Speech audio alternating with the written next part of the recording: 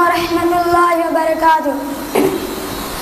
الحمد لله لم يزل عالما قدير، وأشهد أن لا إله إلا الله، وأشهد أن محمدا عبده ورسوله، وصلى الله على سيدنا محمد وعلى آله وأصحابه أجمعين. أما بعد، محترم سامعین کرام اور میرے عزیز ساتھیوں، آج کی اس ہفتہ باری انجمن میں میرے تقریر کا عنوان ہے قبر کی منزل. آخرت کی منزلوں میں سے سب سے پہلی منزل قبر ہے. اگر یہ منزل آسان سے طے ہو گئی تو اس کی بعد والی منزل اس سے اور بھی زیادہ آسان ہوگی، لیکن قبر کی منزل سخت ہو گئی تو اس کی بعد والی منزل اس سے اور بھی زیادہ سخت ہوگی. حضرت عثمان غنی رضی اللہ عنہ جب کسی قبر کے پاس کھڑے ہوتے تو اس قدر روتے کہ ریش مبارک آنسوں سے تر ہو جاتی تھی. لوگوں نے ان سے کہا کہ آپ کے سامنے جنت اور دوزخ کا بھی ذکر ہوتا ہے، جنت کے ثواب اور دوزخ کے عذاب کا تذکرہ ہوتا ہے، لیکن آپ اس پر اتنا نہیں روتے جتنا کہ آپ قبر کو دیکھ کر روتے. حضرت عثمان غنی رضی اللہ عنہ فرماتے ہیں کہ قبر آخرت کی منزلوں میں سے سب سے پہلی منزل ہے. اگر اس سے نجات مل گئی تو اس کی بعد والی منزل اس سے کہیں زیادہ آسان ہوگی. اگر اس سے نجات نہ ملی تو اس کے بعد کا مرحلہ اس سے کہیں زیادہ سخت ہوگی. حضرت عثمان غنی رضی اللہ عنہ فرماتے ہیں کہ ایک مرتبہ نبی کریم صلی اللہ علیہ وسلم ارشاد فرماتے ہیں ما رأيت ما ذرقت الى والقبر افظع من، میں نے قبر سے زیادہ خوفناک کوئی منظر نہیں دیکھا. حضرت اسماء بنت ابو بکر فرماتی ہے کہ ایک مرتبہ نبی کریم صلی اللہ علیہ وسلم اپنے خطبہ میں فتنہ قبر کا ذکر کرتا ہے. اس قدر بیان فرماتے ہیں کہ لوگ دہاڑے مار کر رونے لگتے ہیں. اس قدر کو حرام مچ جاتے ہیں کہ میں کچھ سمجھ نہ سکی کہ کیا معاملہ ہے. جب کچھ سکون ہوا تو میں اپنے قریب کے آدمی سے پوچھا کہ حضور نے کیا فرمایا. اس نے جواب دیا، حضور نے ارشاد فرمایا فَأُوحِيَ إِلَيَّ أَنَّكُمْ وَتَفْتَنُونَ وَالْقَبْرُ قَرِيبًا مِّن فِتْنَةِ الدَّجَّالِ، میرے جانی وحی کیے گئے کہ تم فتنہ دجال سے پہلے فتنہ قبر میں مبتلا کیے جاؤ گے. محترم دوستو، کوئی دن ایسا نہ گزرا ہوگا کہ قبر یہ نہ کہتی ہو میں تنہائی کا گھر ہوں، میں مٹی کا گھر ہوں، میں کیڑے مکوڑا کا گھر ہوں. جب بندہ مومن قبر میں دفنے کیا جاتا ہے تو قبر اس سے کہتی ہے تیرا نام مبارک، جو لوگ میرے پش پہ چلتے تھے ان میں تو میرے نزدیک سب سے زیادہ محبوب تھا. آج تو میرے حوالے کیا گیا ہے تو تو دیکھنا میں تیرے ساتھ کیسا سلوک کرتے ہوں. اس کے بعد حد نگاہ تک قبر کشادہ کر دیے جاتے اور جنت کا دروازہ کھول دیا جاتے. اور جب فاسق و فاجر و بدکار شخص قبر میں دفن کیا جاتا ہے تو قبر اس سے کہتے ہیں تیرا آنا نا مبارک، جو لوگ میرے پش پہ چلتے تھے ان میں تو میرے نزدیک سب سے زیادہ مقبوض تھا. آج جب تو میرے حوالے کیا گیا ہے تو تو دیکھنا میں تجھ کو کس طرح سزا دیتی ہوں. اس کے بعد قبر اس مردے کو اس طرح چیختی ہے کہ دائیں طرف کی پسلیاں بائیں طرف کی پسلیوں میں اور بائیں طرف کی پسلیاں دائیں طرف کی پسلیوں میں گھس جاتی ہے. اور فرشتے اور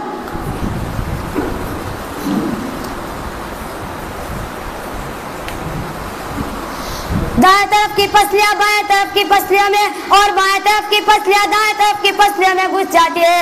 اور اس کے قبر میں 70 سانپ مسلط کر دیے جاتے ہیں. اور دوسرے روایت کے مطابق 99 سانپ، جو ان کا حال یہ ہوتا ہے کہ اگر ان میں سے ایک سانپ بھی دنیا کی طرف پھونکار مار دے تو قیامت تک اس زمین پر کچھ نہ ہوگے. وہ سانپ اسے مسلسل ڈستے رہتے ہیں اور قیامت تک ڈستے رہتے ہیں. رسول اللہ صلی اللہ علیہ وسلم فرماتے ہیں انما القبر روضۃ من ریاض الجنۃ او حفرۃ من حفر النار، قبر جنت کے باغوں میں سے ایک باغ ہے یا تو دوزخ کے گھروں میں سے ایک گھر. یعنی نیک بندہ کے لیے قبر جنت کا باغ ہے اور بدکاروں کے لیے دوزخ کا گھر. یعنی قبر نہ تو جنت کا باغ ہے اور نہ تو دوزخ کا گھر. انسان کا عمل ہی اپنے قبر کو جنت کا باغ یا دوزخ کا گھر بناتا ہے. رسول اللہ صلی اللہ علیہ وسلم فرماتے ہیں کہ جب مردہ قبر میں دفن کیا جاتا ہے تو اس کے پاس 2 فرشتے آتے ہیں جن کا رنگ کالا اور آنکھیں نیلی ہوتی ہے.